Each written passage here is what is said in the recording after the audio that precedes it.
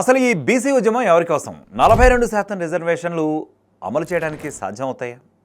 BC బిడ్డలను ఏమార్చడానికి ఆడుతున్న ఒక నాటకమా? అసెంబ్లీలో తీర్మానం చేసినంత మాత్రాన ప్రభుత్వం విజయం సాధించినట్లేనా? కేంద్ర ప్రభుత్వం మోకాలు అడ్డుతోందంటూ తప్పించుకునే ప్రయత్నమా? అసలు రిజర్వేషన్లు అవసరమా అంటున్న ఒక వర్గం మేధావులు ఎవరికి వారు ఉద్యమాన్ని తమకు తాము ఓన్ చేసుకునే ప్రయత్నం ఈ పొలిటికల్ గేమ్లో భాగంగా. రాష్ట్రంలో ఎన్నెన్నో సమస్యలు, వాటిని పట్టించుకునేది ఎవరు? బీసీ రిజర్వేషన్ అన్న పాట హిట్ అవుతుందా, ఫట్ అవుతుందా? నిజానికి రిజర్వేషన్స్ అనేవి కులాల ఆధారంగా ఇవ్వబడతాయి. అయితే రాజ్యాంగం వచ్చిన మొదట్లో కొన్ని కులాలు వెనుకబడి ఉన్నాయి కాబట్టి అప్పుడు ఆ సమయంలో జనాభా ప్రాతిపదికన అప్పుడున్నటువంటి సమీకరణాలను బట్టి రిజర్వేషన్ వ్యవస్థను తీసుకొచ్చారు. అది సమంజసమే అప్పటి ఉన్నటువంటి దేశ కాల మాన పరిస్థితులకు. కానీ ఇప్పుడు కూడా సమాజంలో పరిస్థితులు అలాగే ఉన్నాయనుకుంటే మరి నిజంగా ఈ రిజర్వేషన్లు ఎందుకు అవసరమా అన్న సందేహం అయితే ఎవరికైనా కలుగుతుంది. కొన్ని వర్గాలు అయితే వాళ్ళు బయటికి తమ గొంతు వినిపిస్తున్నారు కూడా.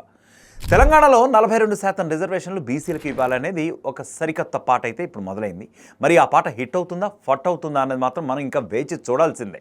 ఎందుకంటే ఇప్పుడు అనేక రకాలైనటువంటి ఉద్యమాలు కూడా జరుగుతున్నాయి. దాని గురించి ప్రజలు గొంతు లేవదీస్తున్నారు. మంచిదే. ఎందుకంటే వారి యొక్క స్వప్రయోజనాల కోసమే ఈ రాజకీయ నాయకులందరూ కూడా ఈ బీసీ రిజర్వేషన్స్ అన్న వ్యవహారాన్ని తెర మీదికి తీసుకుని వచ్చారా అన్న అనుమానాలు కూడా వ్యక్తమవుతున్నాయి. మేధావి వర్గానికి చెందిన కొందరు బాహాటంగానే బయటికే విమర్శలు గుప్పించేస్తున్నారు.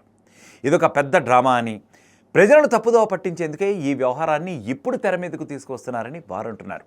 అసలు ఏం జరిగింది, ఏం జరుగుతోంది, ఏం జరగబోతోంది అన్నది మాత్రం ఇప్పుడు ఒక రకమైనటువంటి ఉత్కంఠను రేకెత్తేస్తోంది అని మాత్రం చెప్పుకోవచ్చు. ప్రస్తుతం అయితే తెలంగాణలో ఒక సరికొత్త ఒరవడి మొదలైంది, ఒక సరికొత్త పాట కూడా మొదలైంది. సో అదే బీసీలకు 42%, ఎస్సీ ఎస్టీలకు 22%, మైనారిటీలకు 11%. అసలు రిజర్వేషన్ ఇది మొత్తం అనేది నిజంగా సాధ్యం అవుతాయా? కాన్స్టిట్యూషన్ ఏం చెప్తోంది?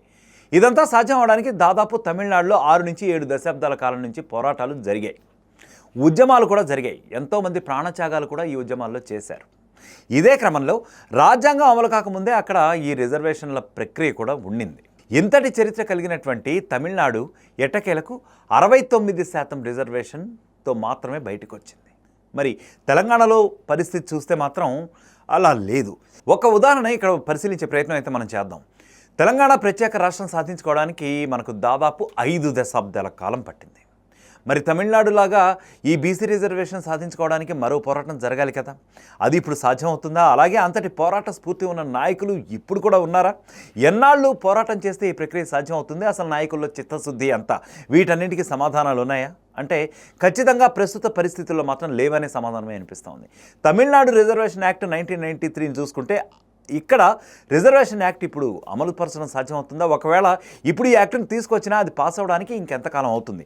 ఇది కూడా చెప్పే పరిస్థితి లేదు. బీసీలకు 43% రిజర్వేషన్ సాధ్యం కాదు అని తెలిసినా ప్రభుత్వం ప్రజలను మభ్యపెట్టడానికే ఇలాంటి ప్రహసనాలు చేస్తోంది అనేది ఇంటెలిజెంట్ పీపుల్ అయితే చెప్తున్నటువంటి వాదన. ఈ బిల్ పాస్ కావడానికి, రిజర్వేషన్స్ అమలు కావడానికి ఎంతకాలం పడుతుందో తెలీదు.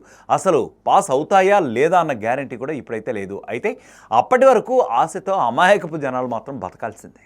నాయకుల మాటలు నమ్ముతూ ఇదిగో ఇలా కాలం గడుపుతూ ఉండాల్సిందే. తమ స్వప్రయోజనాల కోసం జనాలను మభ్యపెడుతూ ధర్నాలు, ఢిల్లీలో నిరసనలు అంటూ కాలం గడుపుతారు నాయకులు. అంతే. సాధ్యాసాధ్యాల గురించి మాత్రం ప్రజలకు ఎవరు ఎక్స్ప్లెయిన్ చేయగలుగుతారు? ప్రజలు నిజాలను ఎలా ఎప్పటికీ తెలుసుకోగలుగుతారు? ఇది మాత్రం $1 మిలియన్ ప్రశ్న.